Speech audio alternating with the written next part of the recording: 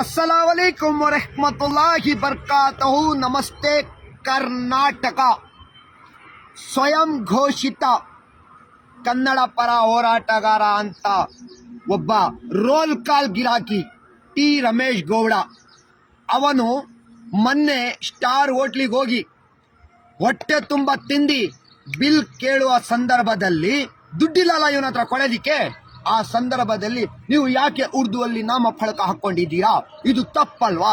ಕರ್ನಾಟಕದಲ್ಲಿದ್ದು ನೀವು ಉರ್ದು ನಾಮಫಲಕ. ಅದೇ ವ್ಯಕ್ತಿಗೆ ನಾನು ಹೇಳಲಿಕ್ಕೆ ಇಷ್ಟಪಡ್ತಾ ಇದ್ದೀನಿ, ಕನ್ನಡಿಗರು ನಾವು, ಸ್ವಾಭಿಮಾನಿ ಕನ್ನಡಿಗರು. ನಿನಗೇನೋ ಗೊತ್ತು ಕನ್ನಡದ ಬಗ್ಗೆ. ಕನ್ನಡಕ್ಕೋಸ್ಕರ, ಕನ್ನಡ ನಾಡಿಗೋಸ್ಕರ, ಕರ್ನಾಟಕಕ್ಕೋಸ್ಕರ ನಮ್ಮ ಪ್ರಾಣವನ್ನು ಹೋದರೂ ಸಹ ನಾವು ಕನ್ನಡಿಗರು ಅಂತ ಹೇಳಲಿಕ್ಕೆ ನಾನು ಇಷ್ಟಪಡ್ತಾ ಇದ್ದೀನಿ. ಅದೇ ಥರ ನಿಜವಾದ ಕನ್ನಡದ ಹೋರಾಟ ಅಂದರೆ ಅದು ಕನ್ನಡ ನಜೀರ್. ಅವರು ಬಹುಪಾಲು ಭಾಷೆ ನೋಡು, ಅವ್ರ ವಿಡಿಯೋಗಳು ನೋಡು, ಕನ್ನಡದಲ್ಲೇ ವ್ಯಾಖ್ಯಾನ ಮಾಡ್ತಾರೆ, ಕನ್ನಡದಲ್ಲೇ ಮಾತಾಡ್ತಾರೆ. ಅದು ಕನ್ನಡದ ಪ್ರೀತಿ ಅಂದರೆ. ಒಬ್ಬ ಮುಸ್ಲಿಂ ಜನಾಂಗದಲ್ಲಿ ಅವರು ಹುಟ್ಟಿದ್ರೂ ಸಹ ಕನ್ನಡದಲ್ಲಿ ವ್ಯಾಖ್ಯಾನ ಮಾಡ್ತಾರೆ, ಕನ್ನಡಕ್ಕೋಸ್ಕರ ಪ್ರತಿಭಟನೆಯೂ ಮಾಡ್ತಾರೆ. ಅದೇ ಥರ ಬೆಳಗಾಮಲ್ಲಿ ಗಡಿ ವಿವಾದ ಬಂದಾಗ ಇದೇ ಕನ್ನಡ ನಜೀರ್ ರೂಪೇಶ್ ರಾಜಣ್ಣ ಇವರು ಸಂಗಡಿಗರು ಎಲ್ಲರೂ ಸೇರಿ ಕನ್ನಡಕ್ಕೋಸ್ಕರ ಇಲ್ಲಿಂದ ಬೆಳಗಾಮಿಗೆ ಹೋಗಿ ಕನ್ನಡ ಪರವಾಗೋಸ್ಕರ ಹೋರಾಟ ಮಾಡಿದಲ್ಲಿ ಮುಂಚೂಣಿಯಲ್ಲಿದ್ದಂಥ ಇದೇ ಕನ್ನಡ ನಜೀರ್.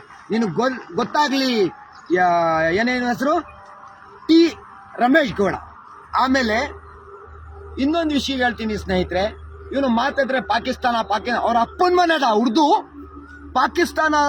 ಪಾಕಿಸ್ತಾನದಲ್ಲಿ ಬೆಳೆದಿದ್ಯಾ ಉರ್ದು ಮುಸಲ್ಮಾನರ ಉರ್ದು ಭಾಷೆ ಮುಸಲ್ಮಾನರಿಗೆ ಅತಿ ಶ್ರೇಷ್ಠವಾದ ಭಾಷೆ.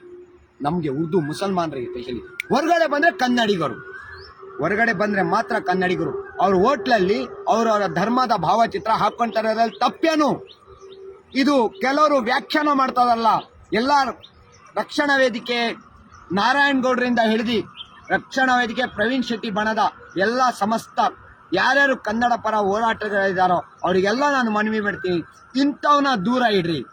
ಇಂಥವನಿಂದಾನೇ ನಮ್ಮ ಕನ್ನಡಿಗರಿಗೆ ಅಪಮಾನ ಆಗ್ತಿರೋದು. ಎಂಥನಿಂದ? ಇದೇ ಟಿ ರಮೇಶ್ ಗೌಡನಿಂದ. ಅದಕ್ಕೋಸ್ಕರ ನಾವೆಲ್ಲರೂ ಒಂದೇ, ಸರ್ವ ಜನಾಂಗದ ಶಾಂತಿಯ ತೋಟ ಅಂತ ಬಾಳ್ತಿರೋಂಥ ನಾವೆಲ್ಲರೂ ಈ ಕೆಲ ಕಿಡಿಗೇಡಿಗಳಿಂದ ನಾವೆಲ್ಲರೂ ಕೆಟ್ಟ ಹೆಸರಾಗುತ್ತೆ. ನಾನು ಒಬ್ಬ ಕನ್ನಡಿಗ, ನನಗೆ ಹೇಳಲಿಕ್ಕೆ ಹೆಮ್ಮೆ ಆಗ್ತಾ ಇದೆ. ಜೈ ಹಿಂದ್, ಜೈ ಕರ್ನಾಟಕ ಮಾತು.